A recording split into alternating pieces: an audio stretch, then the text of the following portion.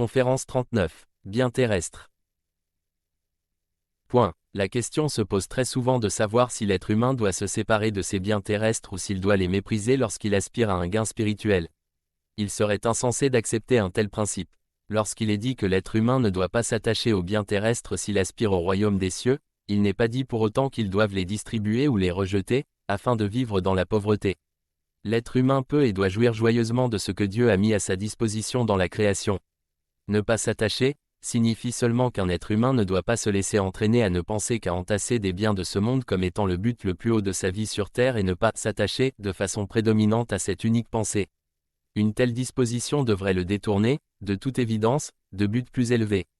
Il n'en aurait plus le temps et s'attacherait réellement, par toutes les fibres de son être, à l'unique but du gain terrestre.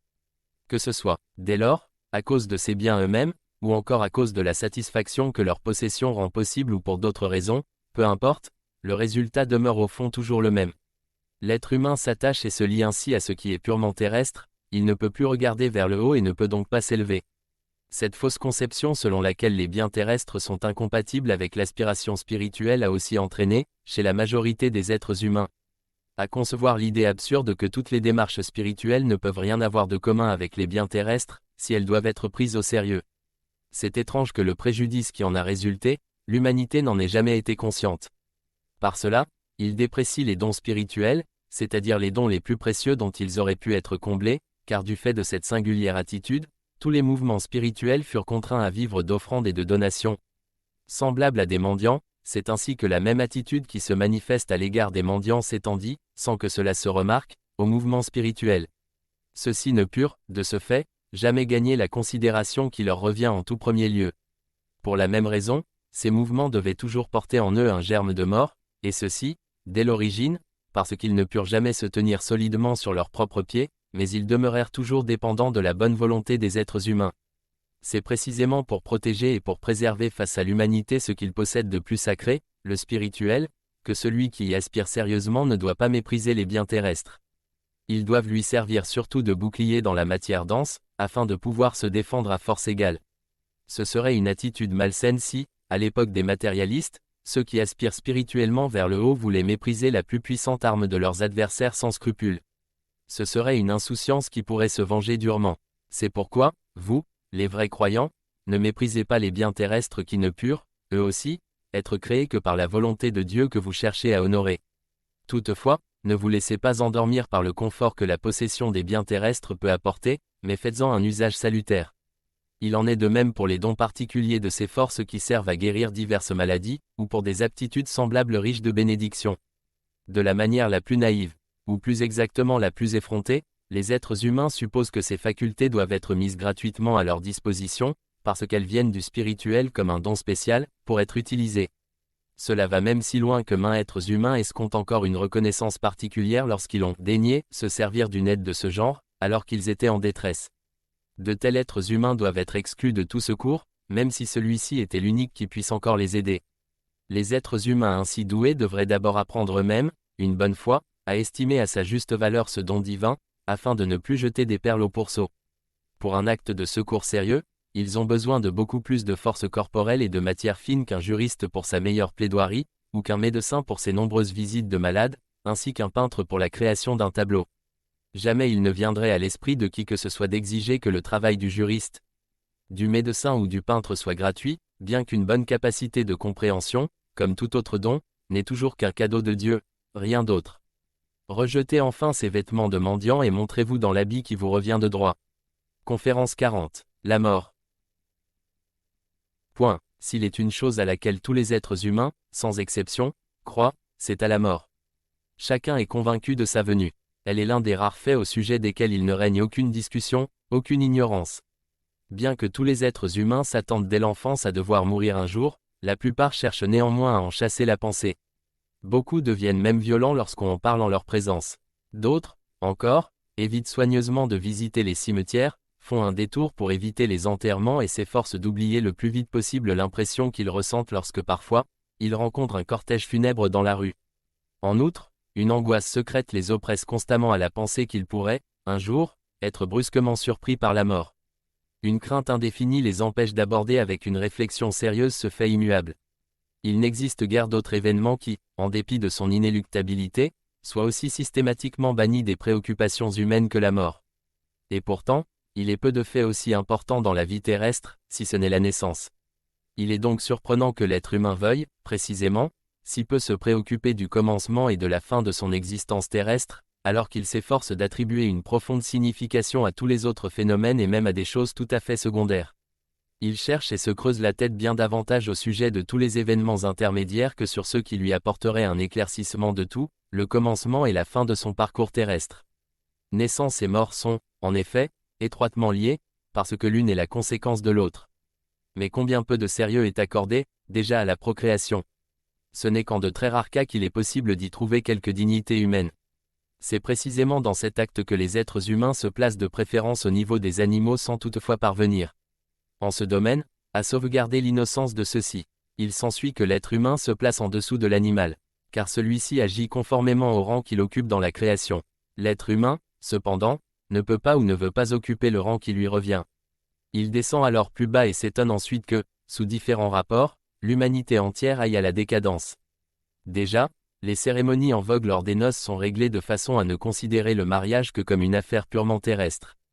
Dans certains cas, cela va même si loin que les natures sérieuses aimeraient se détourner avec dégoût de ces détails équivoques, faisant allusion au seul rapport terrestre. Les noces dans les milieux inférieurs comme dans les plus élevés dégénèrent en des festins d'accouplement en règle, auxquels tous les parents vraiment conscients de leur haute responsabilité devraient, avec la plus extrême rigueur, interdire aux enfants d'assister. Quant aux jeunes gens et aux jeunes filles qui, de leur côté, ne sentent pas monter en eux un profond dégoût vis-à-vis de ces coutumes et de ces allusions au cours de semblables festivités, et pour cette raison, conscients de leur propre responsabilité à l'égard de leurs faits et gestes ne s'en tiennent pas éloignés, ceux-là sont, de toute façon, déjà, à classer dans cette même catégorie inférieure et, lors d'un jugement, ils ne peuvent plus être pris en considération. C'est comme si les êtres humains cherchent ici aussi à se leurrer eux-mêmes par une ivresse empoisonnée ou à oublier une chose à laquelle ils ne veulent pas penser. Alors, lorsque la vie terrestre est édifiée sur d'aussi frivoles bases, comme le sont devenus les us et coutumes, on peut comprendre pourquoi les êtres humains cherchent à se leurrer aussi au sujet de la mort, en s'efforçant convulsivement de ne pas y penser. Ce renvoi, à plus tard, de toute pensée sérieuse, se trouve en étroite relation avec l'attitude indigne de l'individu lors de la procréation. La crainte imprécise, qui accompagne l'être humain comme une ombre, au cours de la vie terrestre entière, provient, pour la plus grande part, de la pleine conscience de tout le mal que causent les actes futiles avilissant les êtres humains. Et lorsqu'ils ne peuvent pas du tout obtenir le calme autrement, alors ils se cramponnent convulsivement et artificiellement à l'illusion volontaire que tout est complètement fini avec la mort, ce par quoi, ils manifestent pleinement la conscience de leur médiocrité et de leur lâcheté face à une éventuelle responsabilité ou bien ils se cramponnent à l'espoir qu'ils ne sont pas beaucoup plus mauvais que les autres êtres humains. Mais toutes ces illusions ne changent pas d'un grain de poussière le fait objectif que la mort terrestre les atteindra. Chaque jour, chaque heure, elles s'approchent davantage. Quel spectacle lamentable lorsqu'au cours de leur dernière heure, la plupart de ceux qui s'efforcèrent obstinément de nier toute responsabilité lors de la poursuite de la vie après la mort en viennent à la grande et angoissante interrogation, qui prouve combien ils doutent tout à coup de leurs convictions. Mais cela ne peut plus beaucoup leur servir, car ce n'est de nouveau que la lâcheté qui, peu avant le grand passage hors de la vie terrestre, leur fait voir soudain la possibilité d'une survie, et par conséquent, d'une responsabilité. Mais ni l'angoisse ni la peur ou la lâcheté, pas plus que la bravade, ne permettent la diminution ou le dénouement de la fonction de réciprocité inflexible, en ce qui concerne leurs actes. Le discernement, donc le fait de parvenir à la reconnaissance de ses erreurs, ne se produit pas non plus de cette manière. La prudence intellectuelle souvent éprouvée au cours de la vie terrestre est éveillée par la peur pendant les dernières heures. Elle joue au mourant un mauvais tour cherchant à faire d'eux, à ce moment, des êtres humains intellectuellement pieux, suivant son habituelle prudence, aussitôt que le détachement de l'être humain de matière fine qui survit, d'avec le corps de matière dense, a déjà atteint un degré si élevé que la vie d'intuition, du fait de cette séparation, devient d'une force égale à la force de l'intellect, auquel elle était jusqu'alors violemment subordonnée. Ils n'obtiennent par là aucun gain. Ils récolteront ce qu'ils ont semé, en pensée et en acte, au cours de leur vie terrestre. Pas la plus petite chose est améliorée ou même seulement modifiée. Irrésistiblement, ils sont entraînés dans les rouages des lois rigoureuses de l'effet de réciprocité, afin de revivre par elles, dans le monde de matière fine, tout ce qu'ils ont manqué. Donc tout ce qu'ils ont pensé et accompli du fait de leurs fausses convictions. Ils ont toutes les raisons de craindre l'heure de la séparation d'avec le corps terrestre de matière dense, qui fut pour eux, pendant un certain temps, un mur de protection de nombreux événements de matière fine. Ce mur protecteur leur fut accordé comme bouclier et comme couverture afin qu'à son abri ils puissent en toute tranquillité se transformer en mieux, et même, racheter complètement ce qui aurait dû les frapper lourdement sans cette protection. C'est doublement et même 10 fois plus triste pour celui qui, comme chancelant d'ivresse, passe ce temps de grâce d'une existence terrestre dans une frivole tromperie de lui-même. La crainte et la peur sont donc, pour beaucoup, justifiées. Il en est tout autrement pour ceux qui n'ont pas gaspillé leur existence terrestre, qui en temps opportun, quoiqu'à une heure tardive, se sont engagés sur le chemin de l'ascension spirituelle, mais non par crainte ni par peur. Ils emportent avec eux, dans l'au-delà, leurs recherches sérieuses comme bâton et comme appui dans le monde de matière fine. Ils peuvent entreprendre, sans crainte ni angoisse, le pas qui les conduira de la matière dense à la matière fine, ce qui est inévitable pour chacun, puisque ce qui est périssable comme le corps de matière dense, doit périr un jour. Ils peuvent saluer l'heure de cette séparation, parce qu'elle est pour eux un progrès absolu, quelles que soient les expériences qu'ils auront à vivre dans la vie de matière fine. Le bien les comblera, ce qui est lourd leur deviendra de façon surprenante léger, car le bon vouloir les aidera plus fortement qu'ils ne l'ont jamais soupçonné. Le processus de la mort n'est rien d'autre que la naissance dans le monde de matière fine. Il est semblable au processus de la naissance dans le monde de matière dense. Après la séparation, le corps de matière fine demeure lié, un certain temps, au corps de matière dense comme par un cordon ombilical, lequel est d'autant moins solide que, au cours de l'existence terrestre, l'âme de celui qui est né dans le monde de matière fine a plus évolué vers le monde de matière fine qui n'est qu'un passage pour atteindre le royaume de Dieu. Plus il s'est lui-même enchaîné à la terre par son vouloir, c'est-à-dire à la matière dense, prouvant ainsi qu'il n'accepte pas la poursuite de la vie dans le monde de matière fine, plus solide sera, de par son propre vouloir, ce cordon qui le lie au corps de matière fine dont il a besoin comme vêtement de l'esprit dans le monde de matière fine. D'après les lois habituelles, plus son corps de matière est dense, plus il est lourd et plus il doit paraître sombre. Du fait de cette grande ressemblance et de cette proche parenté avec toute la matière dense, il se détachera très difficilement du corps de matière dense, de sorte qu'il est obligé de ressentir les dernières souffrances du corps de matière dense ainsi que celles de l'entière décomposition dans la putréfaction. En cas de crémation, il ne demeure pas non plus insensible. Après la séparation définitive d'avec ce cordon de liaison, il sombre dans le monde de matière fine jusque-là où son entourage a la même densité et la même pesanteur. Dans cette pesanteur, il se retrouve avec les êtres orientés comme lui. Mais, que cela se passe plus mal que sur Terre dans le corps de matière dense est explicable, parce que, dans le monde de matière fine, toutes les intuitions sont vécues entièrement et sans entrave jusqu'au bout. Il en est tout autrement pour les êtres humains qui commencèrent déjà leur ascension vers tout ce qui est noble au cours de leur existence terrestre. Du fait que ceux-ci portent, vivant en eux, la conviction du pas à franchir vers le monde de matière fine, la séparation leur est rendue beaucoup plus facile.